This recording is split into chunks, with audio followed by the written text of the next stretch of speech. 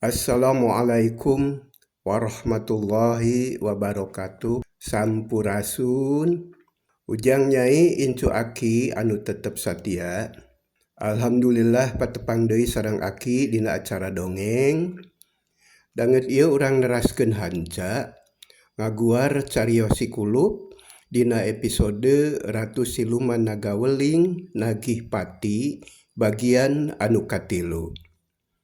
Nanging sate acana disuhunkeun pangrojongna ku cara noel suka bagikeun sareng subscribe-nya. Hatur nuhun. Sumangga wilujeng ngadangukeun.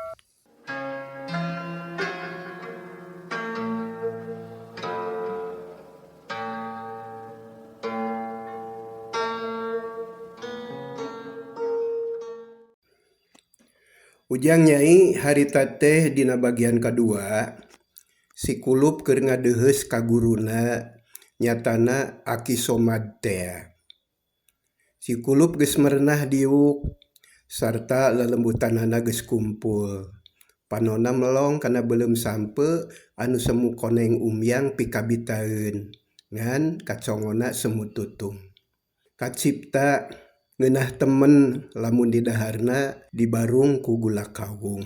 Geus kitu Aki Somad ngamimitian deui nyarita teu surti ka Sikulup anu kumetap kabita ku beuleum sampe. Jadi kacindekanana inung hidup teh ari jasad mah atawa jasmani sehatnya Jang? Alhamdulillah Ki sehat. Oh syukur ari sabab Ujang sehat teh rejeki anu utama pikeun jalma kawas urang mah. Lamun teh mah aya jelema anu dikersakeun berat beunghar loba bandana, rea ketan, rea keton, loba duit buncir leuit, sarta luhur kuta gede dunya, sasat bro di juru, blok di panto, ngalayah di tengah imah, ari awak teu sehat mah, ririwit loba ka nyeri, gering nang tunggalang layung, wah kalah jadi mamala lahir batin Jang. Anu matak kade ulah poho syukuran kanu masihan sehat ka urang, ulah boga rasa sagala milik urang. Lain Ujang, lain urang. Sagala rupa oge ukur titipan. Sasat awak sasampayan, sasat diri ukur sasampiran. Urang mah manusia anu teu kumawasa. Hirup dharma wawayangan, kuat dikuatkeun ku Allah. Sehat ku Allah, usik malik angin ku pangresa anjeunna. Tah kitu Jang Kulup. Sumuhun kahartos Ki. Hatur nuhun kana piwejangna tembal Sikulup bari unggut-unggutan. Ciri ngarti sarta tenget pisan ngabandungan.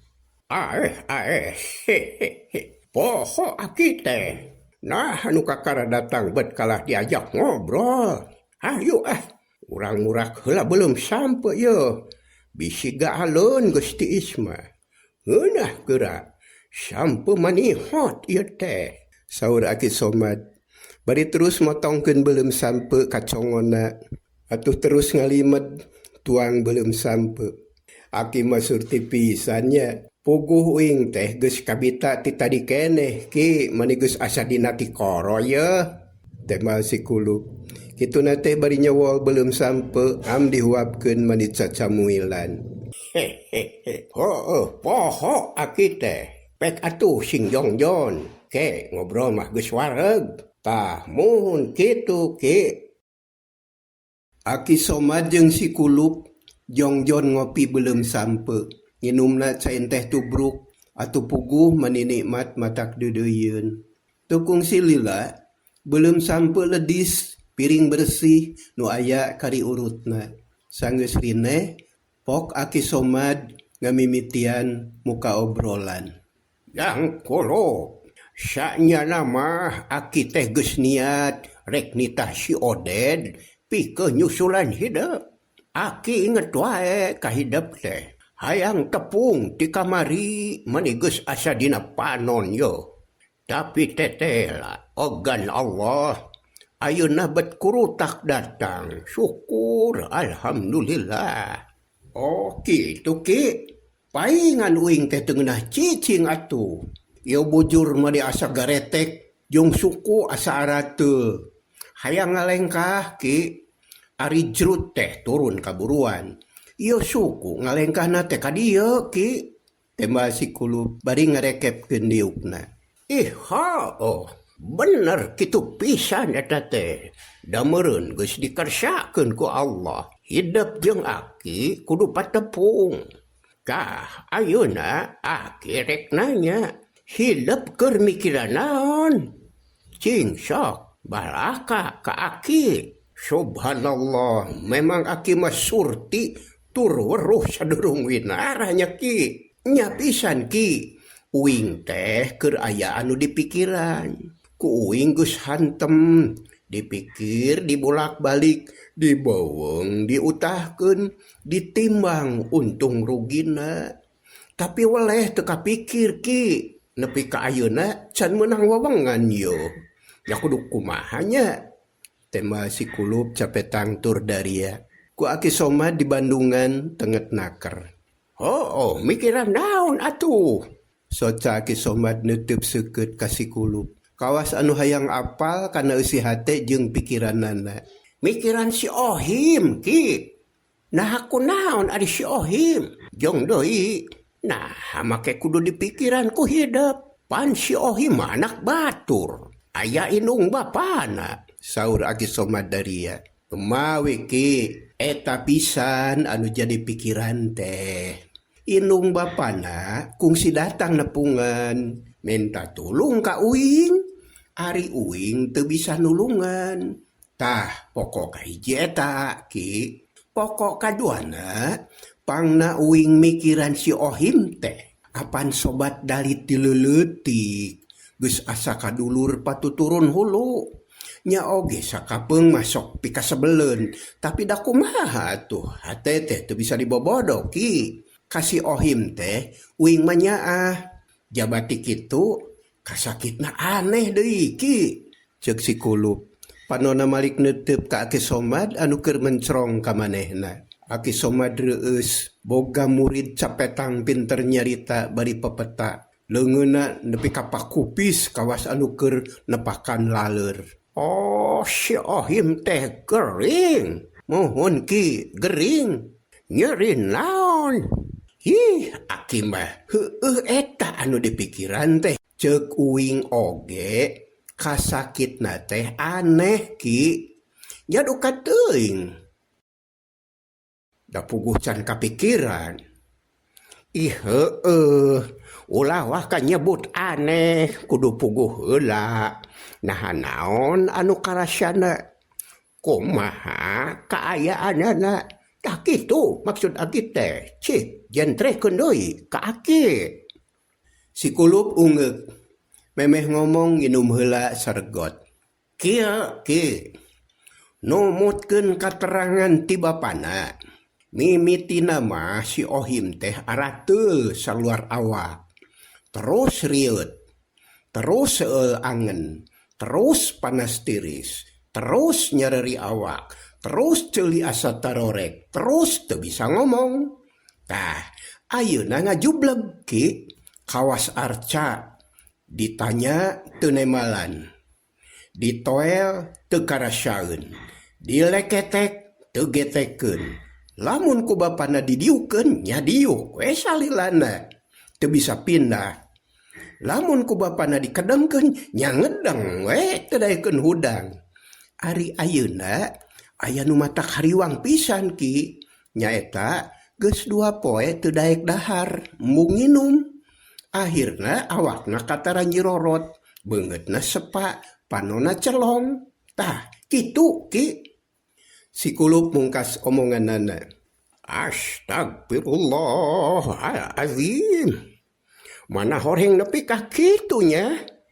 Aki Somad gogodeg bari kumecret. Hookeun ngadangu beja ti si Kulup kitu teh. Nya ki, matak oge bingung.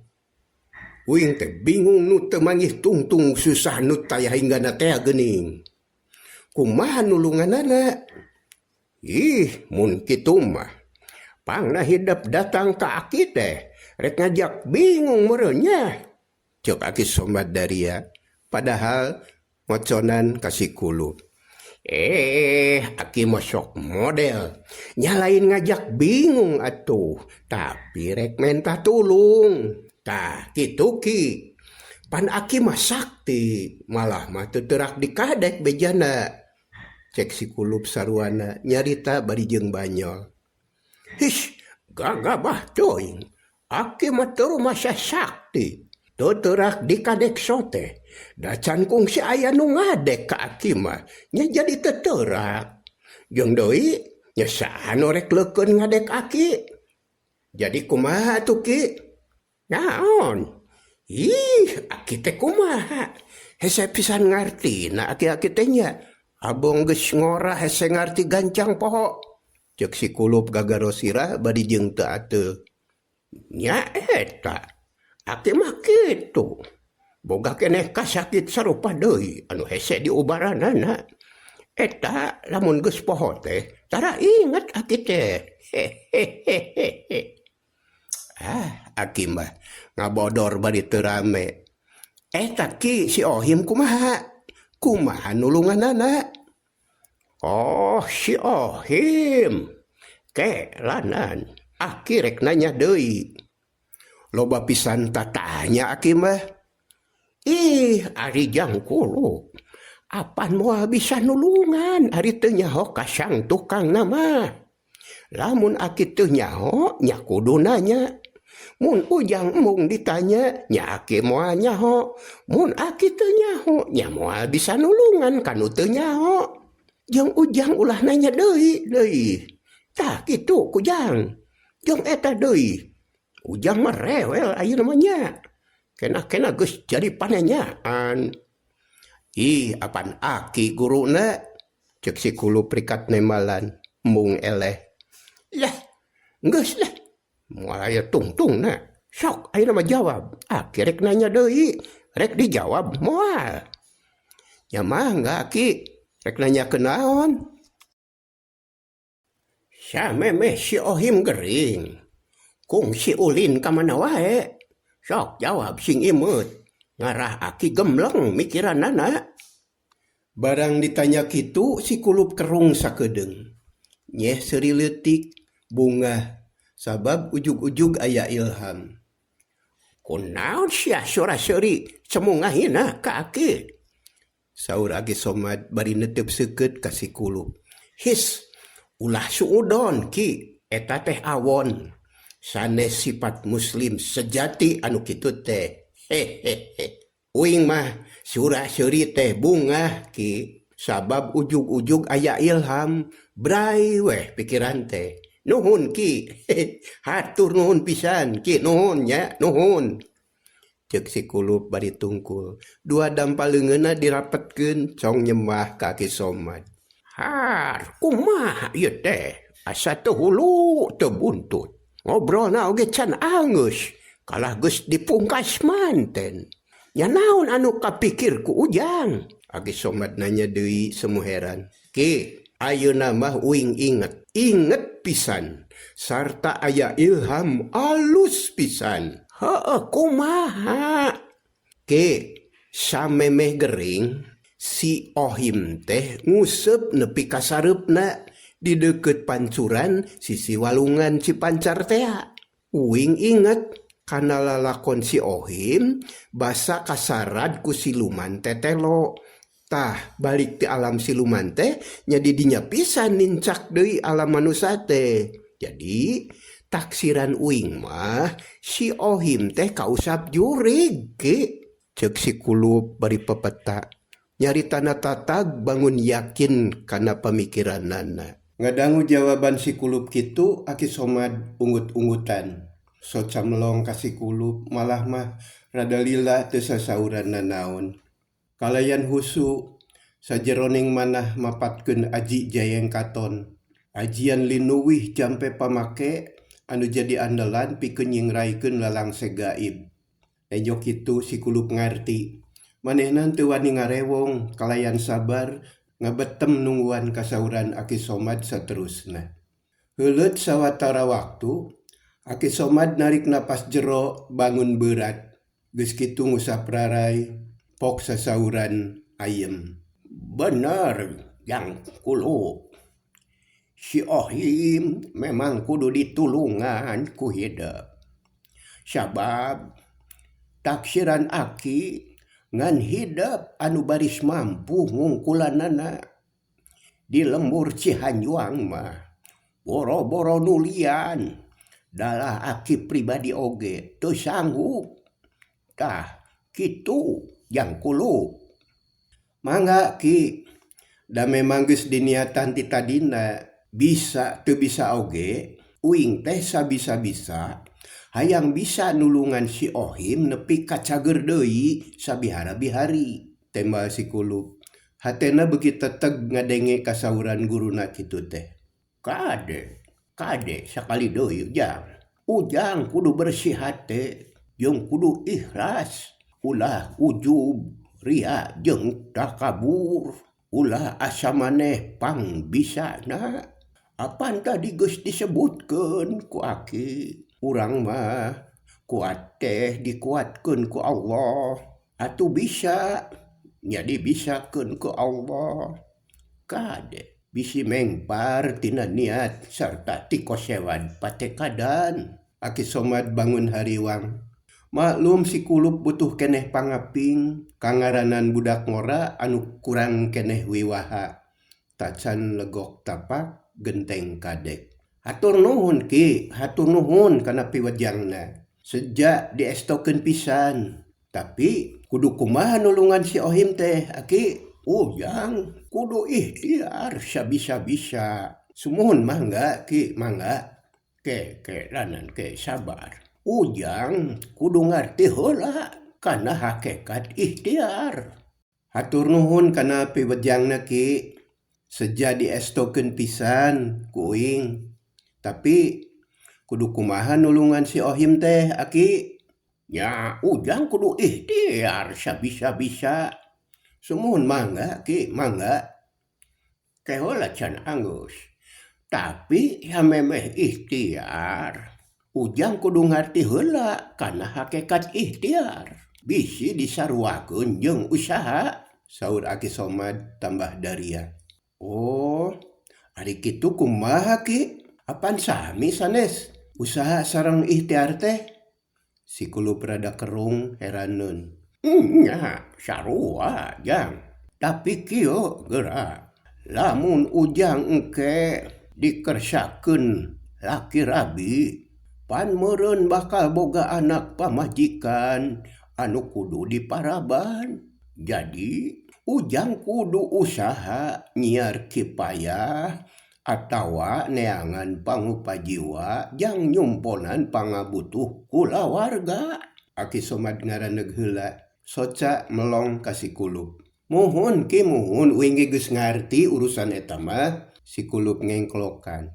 Oh, syukur pisan. Da memang kudu ngarti. Tapi lamun kitu mah ujang pasti mineng ngadenge omongan jelema. Contona kieu ngomongna teh. Duh, lieur usaha teh euy, rugi wae. Atawa aya nu nanya kieu jang. Kana naon ayeuna usaha teh euy? Atawa aya deui nu kieu yo. Ulah hayang kasih eta kedul usaha. Cing Aki nanya. Bener ujang sok ngadenge omongan kitu ti batur. Aki Somad neuteup ka si Kulup. Ya muhun Ki, mineng pisan Ki, bener kitu. Tembal si Kulup. Anu kahati ku ujang, naon usaha teh? Oh, Ki. Oh kieu, anu dimaksud usaha di dieu mah Ki. Nya eta padika atawa cara atawa kagiatan jalma anu tujuanana meunang hasil boh mangrupa duit boh dahareun atawa barang anu aya mangpaatna pikeun nyumponan pangabutuh sapopoe. Tah kitu anu kaharti kuing mah Ki. Tembal si Kulup bari pepetan.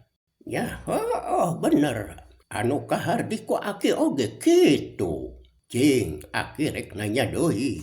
Ari dina perkara usaha, nah cara anu dipake ku jelema teh sarua atawa henteu? Oh nya beda tuh Ki. Aya nu tani, aya nu dagang, aya anu kuli, aya anu jadi tukang cukur, malah jigana anu maling oge aya Ki.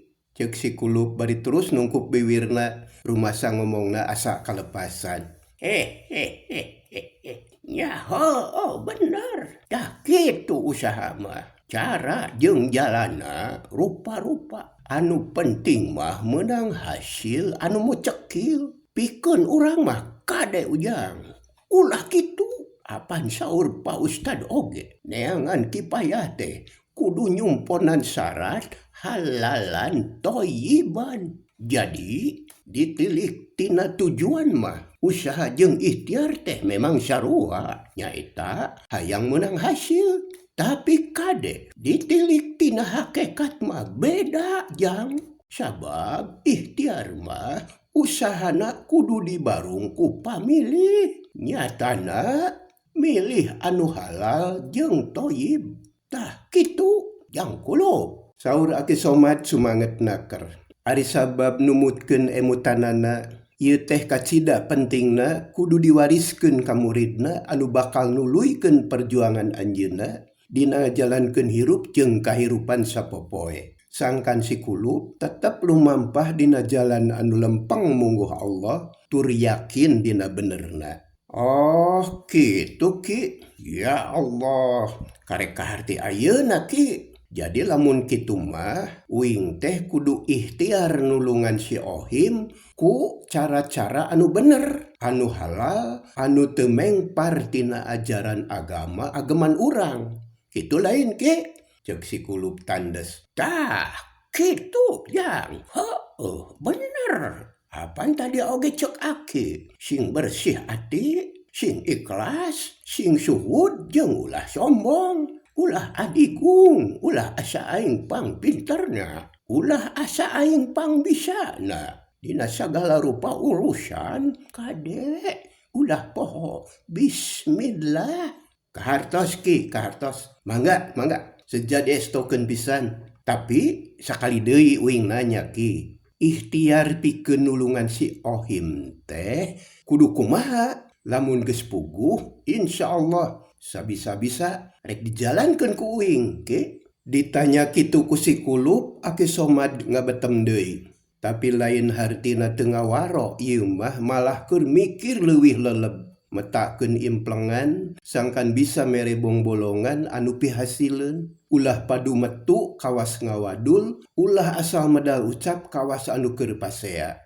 Ari si Kulup kawas tadi manehna teu wani ngarewong sabab ngarti jeung surti yen Aki Somad teh tangtu keur ngeprukeun ilmu panemu keur metakeun akal tarekah pikeun nedunan pamenta si Kulup. Sanggeus meunang ngobengan pok sasauran ancanaker. Jang Kulup nurutkeun implengan Aki. Jigana taksiran ujang teh bener. Si Ohim memang diganggu ku siluman. Lamun teu salah mah, eta siluman teh kungsi patelak jeung hidep. Ngan Aki teu nyaho teuing saha eta ngaranna. Ku siluman tetelo kitu, Ki. Lain jang. Lain si eta, tapi saluhureunana jigana mah rajana. Oh, si Purwaselang eta mah Ki. Dunungan siluman tetelo. Rada berat ieu mah Ki. Tema si Kulup bari melong ka guruna bangun seunggah. Tah si eta anu sombong teh jang. Tapi ketang Ki, masih mending ari puguh mangkelukna mah komoda uing kungsi tepung jeung jenisna sarta kungsi nincak nagarana. Sugan moal hese neanganana Ki. Ngan eta nulungan si Ohim teh kumaha carana Ki? Cek si Kulup penasaran. Hayang geura nyaho kana tarekahna. Kieu ujang teu kudu neangan siluman Purwaselang. Dikemat oge si eta mah datang. Pancen hidep kudu neangan keong racun anu geus ngabatu. Ngan jigana rada hese jang. Aki teu nyaho teuing di mana ayana. Ngan numutkeun implengan si Ohim teh kudu ditamaan ku eta tah ku keong racun anu geus ngabatu teh. Waduh, nu aneh-aneh wae aki mah. Tapi nya kajeun lah. Pokona mah uing rek indit neangan keong anu geus teuas ngabatu. Moal diengke-engke ki, moal isuk, moal pageto. Ayeuna pisan rek niang ki, ceuk si kulup tandes. Niat geus buleud rek indit neangan keong jang ngubaran si Ohim teh. Syukur jik. Da memang kudu indit. Bra geramiang ku aki didoakeun. Sing hasil maksud. Tapi kadenya ulah poho. Kudu bebeja heula ka indung hidup. Geus ki. Memeh ka dieu teh geus mentah heula pidoa ka emak. Jabati kitu arisanya nama emak anu meredih ka uing teh. Basana teh wayahna si Ohim tulungan karunya kumaha we carana mah tah kitu ki. Oh gitu. Oh nya syukur atuh. Bra geramiang. Kade sing waspada. Mangga ki nuhun mangga. Teu panjang deui anu dicatur. Geus kitu mah si kulup munjungan bari menta pidoa ti guruna. Aki somat kunyam-kunyam mapatkeun jampe pamake sasat nerapkeun ilmu panglapis pikeun ngandelan kakuatan si kulup. Sangkan mampu nyang hareupan bangsa lelembut kayaning siluman-siluman anu aya di alam kajinnan. Sanggeus sagala rupana tarapti, bra si kulup miang bari jeung tu puguh anu dijugjug asal ngalengkah padu maju hiji-hijina patokan iwal ti niat anu buleud sejak neangan keong batu pikeun tamba si Ohim anu keuna ku tenung siluman. Jag tunda heula kaayaan si kulup anu aya di satengahing perjalanan. Urang malikan ka tukang nyaritakeun deui irah anu aya di lembur babakan honye. Peuting eta karasana asa panjang lantaran irah anu sasat nu ngelis eueuh batur nungguan salakina anu teu usik teu malik boro-boro kana lilir atawa eling beungeutna kalah tambah sepa pikamelangeun. Ari irah teu sare sakerjep acan sabab boro-boro ngarasa tunduh anu aya sieun we jeung hariwang malah mah orai hideung anu ngarengkol dina lomari kacipta wae. Tapi sanajan bari jeung kitu akhirna mah nepi ka sisi peuting patepung jeung waktu subuh. Hawar-hawar ti kajauhan kadenge sora manuk saeran baleger naker mapagkeun beurang anu bakal datang. Hate irah rada teteg ayeuna mah ret kasalakina anu masih keneh ngalempreh. Ku irah disimutan lalaunan geus kitu nangtung ati-ati naker. Terus ngadeuketan jandela dibukaan ngarah aya hawa seger anu asup ka imah. Barang bray jandela muka. Breh di luar geus caang, malah mah di tebeh wetan geus hibar layung isuk. Kalangkang cahya sang surya geus sumirat nyaangan jomantara. Alhamdulillah bisa tepung deui jeung beurang. Hayang teuing aya nu ngaliwat aing rek menta tulung. Irah ngomong sorangan.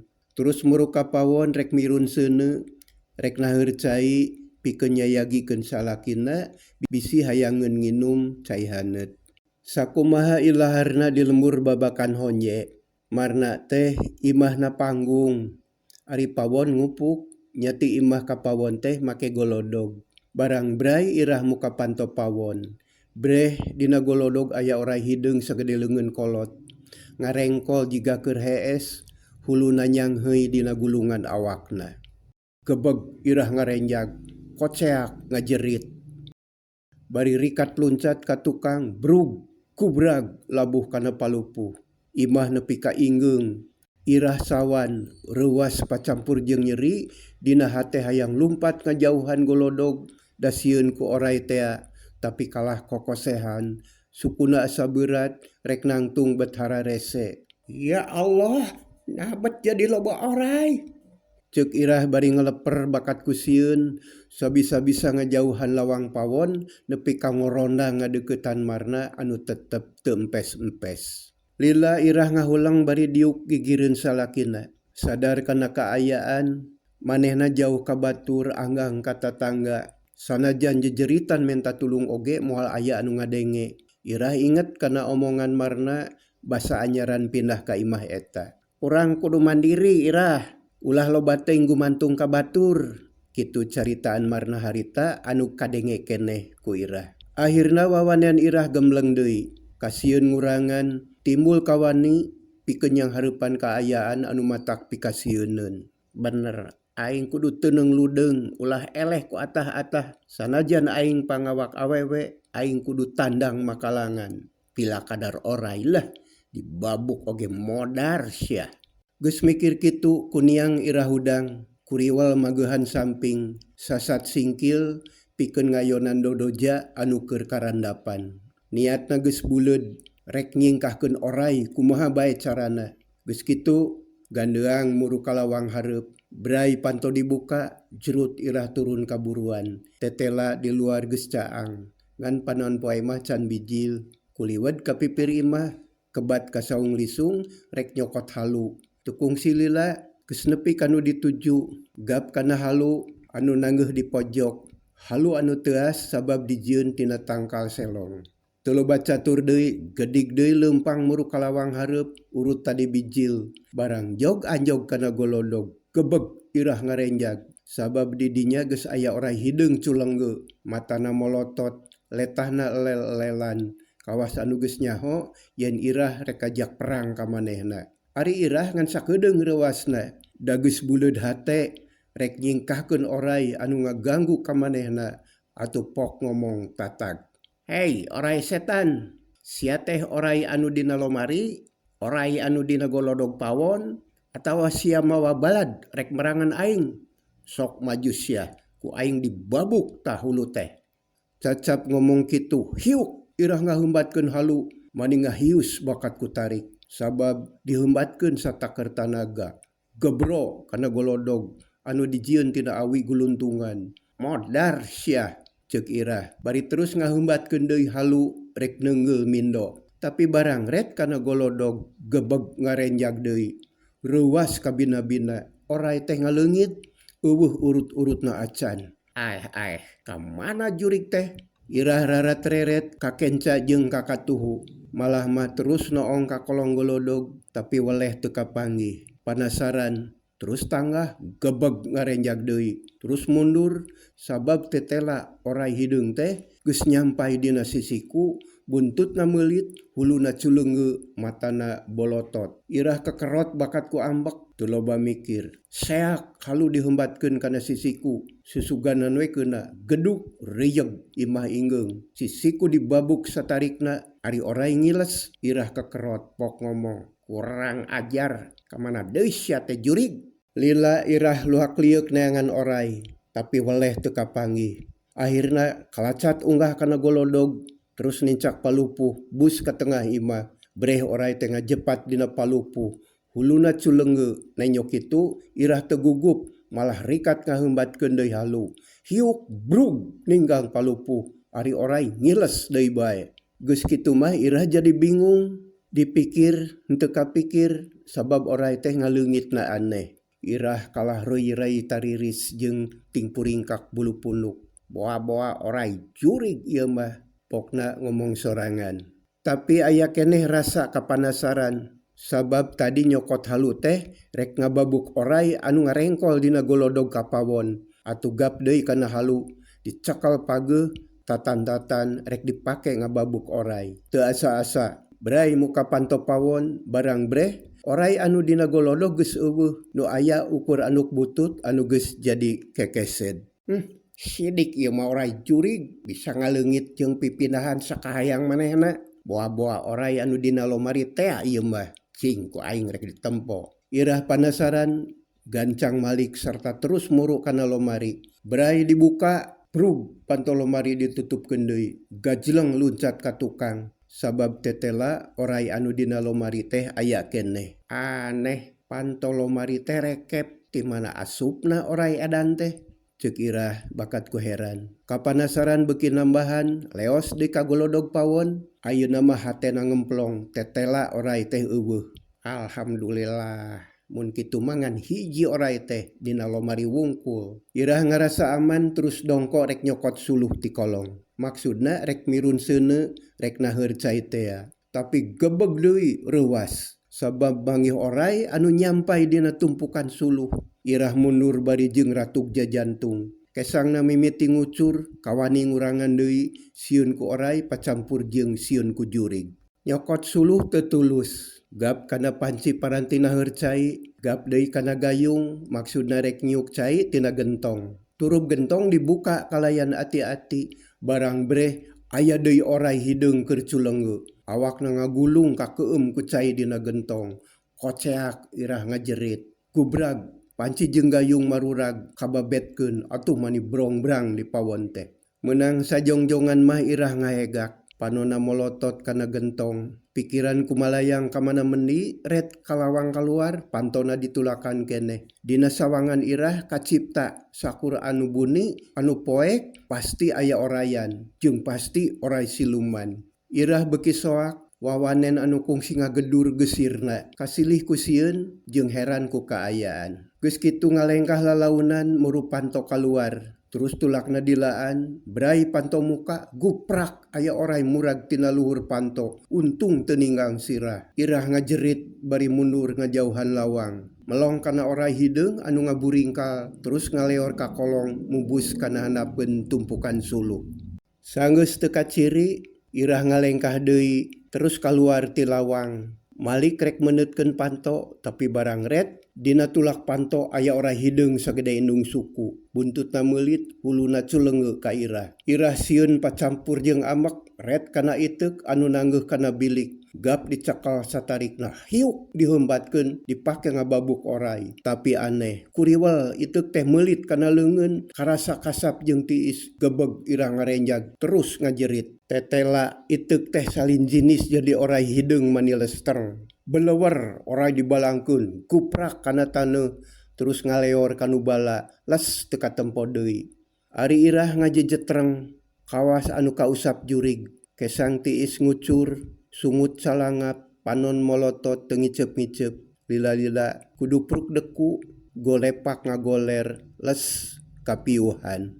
Kaayaan beki beurang, panon poe geus luhur cahyana sumirat nyaangan buana. Cai ibun anu ngagarendang dina jukut gesirna. Hawa geus karasa panas lantaran kaparengan keur hade poena. Langit lenglang taya aling-aling, cangra matak betah tumanina. Tapi ari pikeun nu aya di satengahing perjalanan mah, kaayaan kitu teh matak nambahan cape. Balukarna kesang ngucur, sarta matak garing ti koro jeung hayang nginum. Dina kaayaan kitu, rentang-rentang ti kajauhan aya nu datang. Hiji jajaka anu keur lumampah mapai jalan satapak, anu berasna kalembur babakan honye. Beuki lila beuki deukeut, ana breh horeng si kulup anu keur mancen gawe, sejak neangan piubareun si Ohim teh. Alhamdulillah, geuning teu burung manggih imah ye. Sugan we nu bogana araya, aing rek milu reureuh lah, cek si kulup dina hatena. Bari terus mengko muru ka imah marna. Baranggok si kulup colohok, nenjo aya nu ngagoler di pipir imah. Mana horeng irah anu can eling-eling. Atuh geuwat ku si kulup di deuketan, barang geus nepi, dititenan imeutna keur dirampak kalayan ati-ati. Gap nyekel pigeulang leungeunna, karasa keneh keketegan. Oh, ieu mah kapiuhan, si kulup ngomong sorangan. Red ka kenca, red ka katuhu. Nitenan sabudeureun imah tetela sepi jempling taya sasaha. Si kulup buleud patekadan nu keur kapiuhan rek ditulungan sabisa-bisa.